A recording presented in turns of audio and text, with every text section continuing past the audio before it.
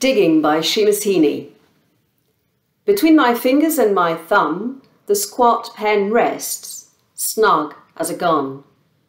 Under my window, a clean rasping sound when the spade sinks into gravelly ground. My father, digging. I look down till his straining rump among the flower beds bends low, comes up 20 years away, stooping in rhythm through potato drills where he was digging. The coarse boot nestled on the log. The shaft against the inside knee was levered firmly.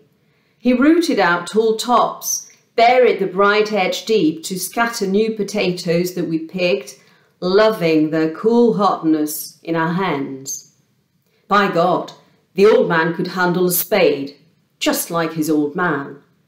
My grandfather cut more turf in a day than any other man on Tone's bog. Once I carried him milk in a bottle corked sloppily with paper. He straightened up to drink it, then fell to right away, nicking and slicing neatly, heaving sods over his shoulders, going down and down for the good turf, digging. The cold smell of potato mould, the squelch and slap of soggy peat, the curved cuts of an edge through living roots awaken in my head. But I have no spade to follow men like them.